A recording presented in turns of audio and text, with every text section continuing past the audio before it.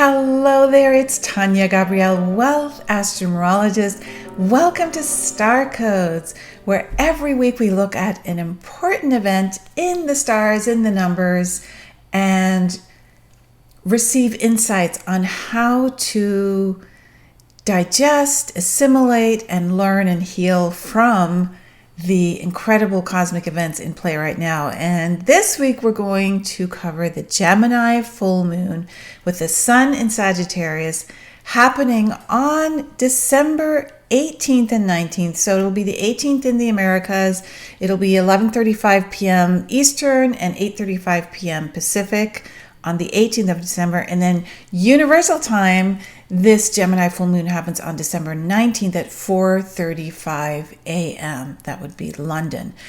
So you don't have to be a Gemini or a Sagittarius to benefit from this forecast. Somewhere in your astrology birth chart, this full moon is taking place with the sun at 27 degrees Sagittarius and the moon at 27 degrees in Gemini. Now, Gemini is the sign of communication, of the messenger. Mercury is called the winged messenger by the ancient Greeks. And Gemini covers facts and anything that's practical knowledge, media, communication, words, the lower mind that translates how to navigate life on Earth.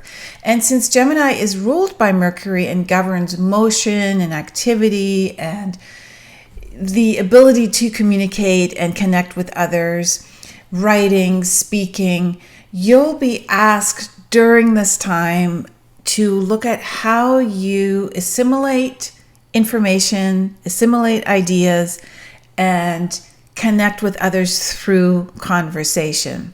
So the way you use language, for example, will really be highlighted. And Gemini is always filled with curiosity. Gemini wants to explore. And with Gemini, which represents the twins, you're invited to experience two sides of the same coin. So not losing sense of the whole while embracing both the feminine and masculine, the yin and yang. So not feeling separate and closing one off in favor of the other, which creates an imbalance. And that's when you transcend duality, which our life, of course, on Earth has duality everywhere, right? We have light and dark, left and right, on and on and on. But Gemini is one of those signs that helps us to acknowledge the duality through the twins and then transcend it. So when we engage in any vibration, we use both our masculine and feminine states of being, because when you align with a vibration, you activate a pulse, you activate a frequency. And when you activate that frequency, meaning you take action, you are in a masculine state. Then you move into a feminine state where you observe through observation how your action is bringing feedback to you. So you observe, and Gemini is all about observation, right? Observing closely. And you're using Mercury to do that, right? So the ruling planet of Gemini is helping you recognize that inner push and pull of the feminine and masculine working together. And we'll go more into that in a moment. First, Mercury rules this full moon. The sun is in Sagittarius, so Jupiter rules the sun part of the full moon. And Sagittarius is the archer. It governs truth, wisdom, law, and justice, expansion, joy, feeling optimistic, taking advantage of opportunity, expanding your reach, going beyond the horizon. So this is a very important full moon because it's the final lunation of 2021. And it happens at 27 degrees Sagittarius, where the sun will be, and 27 degrees Gemini, of course. But 27 degrees Sagittarius is a very important point because the galactic center, which is between around 24 and 27 Sag, is activated. And galactic center is the point around which our whole Milky Way galaxy turns. So it's like this massive vortex in the middle of the galaxy, and it's spinning, and it is associated or directed towards 27 or 24 to 27 degrees Sagittarius. So this is a very important moment because it's like we're pointing directly to the center of a massive black hole, which is the womb of our Milky Way galaxy. And black holes are just energy vortexes. So again, we're dealing with energy. They're bursting with massive potential, massive power, massive creation. And, you know, there's so much going on during this full moon. For example, speaking of power, we have Venus stationing retrograde on December 19th, so right during this full moon, while Venus is merged conjunct Pluto, and Pluto governs power and disempowerment or empowerment, right? So this is a big theme around this time. The other big transit is that the moon will be trine to Jupiter. This is so beautiful, so gorgeous. Jupiter is the ruler of Sagittarius, where the sun is during this full moon. So we have this incredibly positive, fortunate energy that is asking us to explore and move out of bounds, right? Just like Pluto explores the truth and the truth sets you free and that empowers you, Jupiter wants to just explore beyond horizons. And so that's why it governs long distance travel. So this gorgeous triangle with the moon, the trine with the moon, the sextile with the sun creates this triangle of incredible celebration, gratitude, joy, and it's lovely timing because it happens literally right before our holidays begin for a lot of us. So it's expanding that ability to communicate in a joyful way, to be grateful for everyone and everything in your life, and to focus in a very high vibrational way, in an optimistic way on what you're communicating. So making sure that it's high vibrational. And if you don't have anything high vibrational to share, to not share anything at all. Keep it to yourself, because Jupiter will expand it and Pluto will dive straight to the core of the essence of the matter. Now, when Pluto and Venus come together, this conjunction, while Venus is stationing retrograde, I mean, Venus is basically at a standstill during this conjunction. So Venus is basically conjunct Pluto throughout December. And so this is a very powerful moment because there is a quincunx, meaning the moon will be 150 degrees pointing to Pluto and Venus. And this is important because it brings to light how pleasure and passion are going to be big themes. Like, are you feeling pleasure in your life? Are you feeling consistent, passionate engagement in your life? Venus's presence is about beauty, and Venus loves for you to explore sensuality that gives you pleasure. And Venus governs abundance and financial flow. And Pluto being about power and passion, when they come together, especially while Venus is stationing. So when a planet stations, meaning it's changing direction, it's at its most powerful. So this is really going to ramp up how we feel and really being honest about that as well. And Jupiter is the planet that really governs being honest, right? Jupiter is about integrity. And so this is a very big moment, not just for us personally, but for humanity in general. There could be things that come to light in a big way regarding those in power or those who are financially engaged in some way. So there could be news about just anything that has to do with power, with finances, with pleasure, with sexuality, because Pluto is the ruler of Scorpio, governs sexuality. And when we consider that December in 2021 is an 8 universal month, which is the number of leadership and power and courage, there's just a really intense vortex of energy, just like the galactic center that's being pointed to by the 27 degrees Sagittarius sun during this full moon. There's this vortex of very deep, passionate energy that's being activated. Now, there are two aspects that involve Mercury, and those are important during this full moon because Mercury rules Gemini.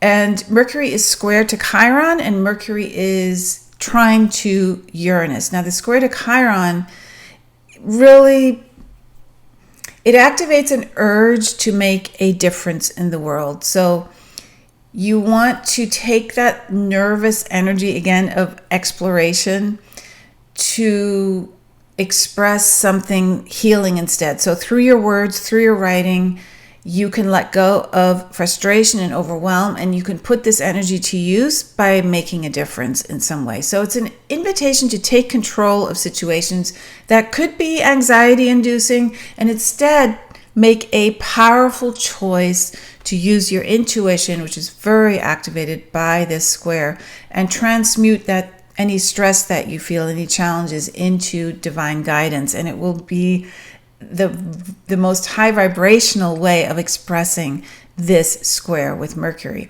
Now, the other transit that Mercury makes is trine to Uranus, and this is the higher and lower mind. Mercury the lower, Uranus the higher mind, coming together in a gorgeous trine.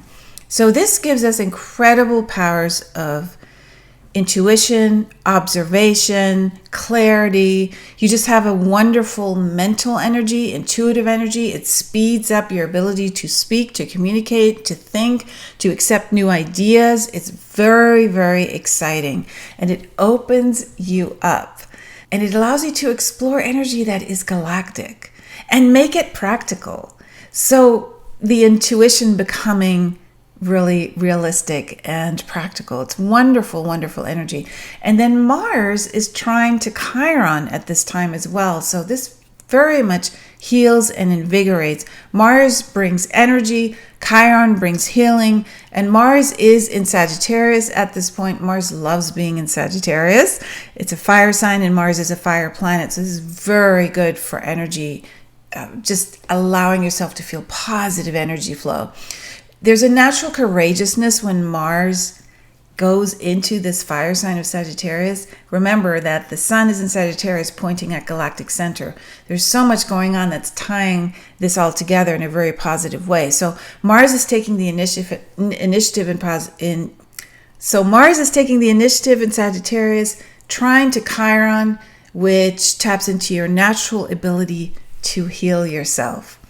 And then on December 24th, a few days after the full moon, Saturn will be square to Uranus. And this is a very important moment. It's the final exact square between these two planets, though they will be in close proximity to each other throughout 2022, especially in September and October of next year. But so we will continue to explore that theme of Saturn square Uranus, but it's coming together on Christmas Eve, the 24th. And what it is bringing into the forefront is looking at our boundaries and freedom, right? This is about responsibility and liberation.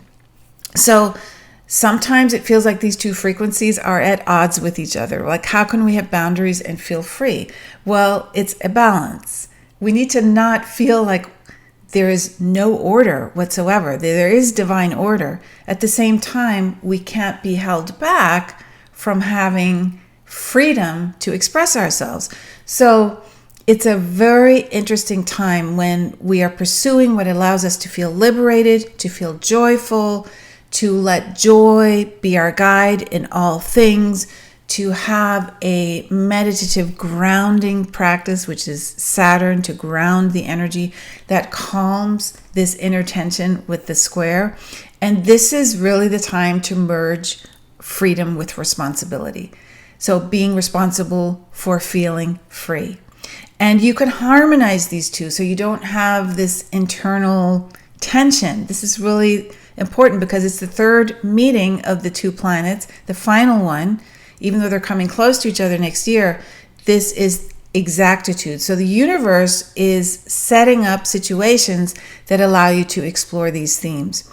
And the universe actually will bring you the form that will allow you to have the greatest soul growth and be of the greatest service. And that goes for every situation in your life. So if something isn't showing up in a form that you're looking for, that you would like to have happen, then trust that the universe is supporting you. Trust is a big part of the sun in Sagittarius. Trust the universe is supporting you, even though it may not seem so at the time. It could just be that you need to make some tweaks, right? Or maybe vibrationally, you may be asking for something that is very high and you're not a vibrational match yet. So it doesn't mean you won't be. It's just right now. So the energy that you are emitting, the vibration you pulse out, that is getting reflected back to you. And this is again going to the twins, the feminine and masculine state of being. So Gemini is helping you to observe what is being reflected back, really being that eagle-eyed observer, right? So the observation itself is you're receiving something, you're receiving info back. You are able to course correct based on what you're observing. And in observing what is showing up in your life, you then notice, well, this is the frequency I was asking for. And now you have to step out and you've got to connect. You've got to welcome. You've got to greet that frequency. That's the masculine then. It's the acting on it, right? So if you then ask for something like a new job or a different position in your work or going out with someone or a new opportunity, you have to, when that opportunity shows up at your doorstep, accept the invitation. So this is really the dance between the divine feminine and sacred masculine that is very much in play right now. And you're constantly going through this cycle throughout the day. So keep in mind, if you're too much on one side of this cycle, meaning too feminine or too masculine, then the cycle stops or it gets stuck and then frustration arises. So being too feminine would mean you're fantasizing about something, but you're actually not willing to commit to it. Being too masculine is that you're not in the divine flow. You're not observing. So both are going to be challenging if you are not balanced in that way. So it's important always to come back to the midpoint, the still point, and reset the energy. And that's why the 27 degrees sun pointing at galactic center is a reset. It's a reset of energy, and it's extremely powerful. And 27 degrees to begin with, in numerology, it is, I call it the Gandhi number because it represents wise, compassionate leadership. So it literally is about unconditional love, letting go all the time. So it is about that flow.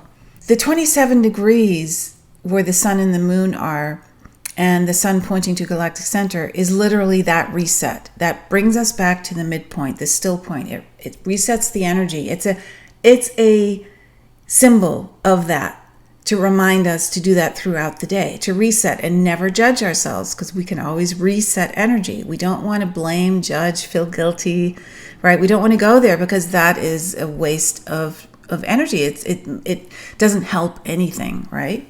So with every breath you take, you are resetting your vibration.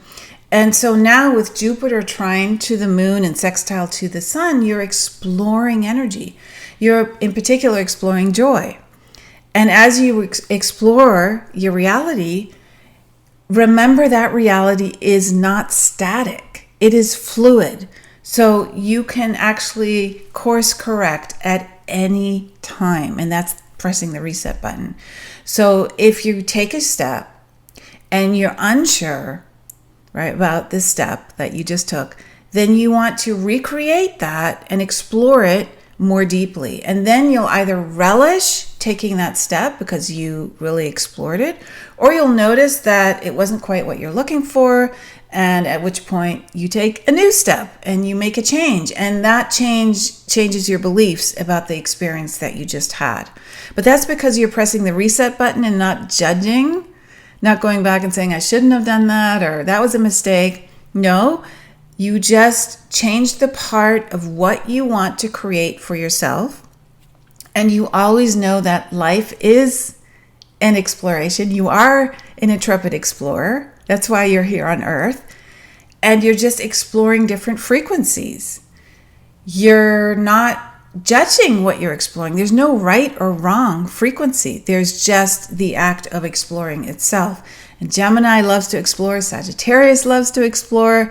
So, Gemini actually governs short distance travel, and Sagittarius, where the sun is, governs long distance travel. So they are, they're signs that are mutable. They govern movement. They're not fixed. They're not sitting still. So what you may perceive as a failure is when the expectation of the moment doesn't match your actual vibrational experience. That's what we call a failure, right? So we have expectations that don't match the vibrational experience that we're having. So you never really fail. It's just that having the expectation is causing you those issues. So let go of the expectation. The expectation itself is only based on the past. It's not being present. So your experience of the moment will never match an expectation. It can't, because the expectation was created before the experience. So you need to let it go, right? Let go of the attachment to what you want to create. Simply work with the frequency of what you want to create instead of the form that you want it to take. This is really the key. The frequency meaning joyful experience, abundance, love, peace. The frequency is the key. That's the music. That's what you tune your instrument to. You can't plan ahead how you're going to sound, how you're going to sing. You can just tune your instrument, find the frequency. So this is what is creating this expansive exploration, this experience of joy. And that's what Jupiter is bringing with this gorgeous trine to the moon. Jupiter, the ruler of Sagittarius, opposite Gemini.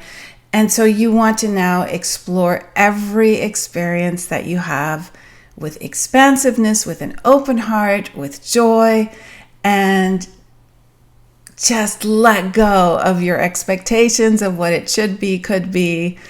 All of that is now over. We are moving into a new way of life without expectation.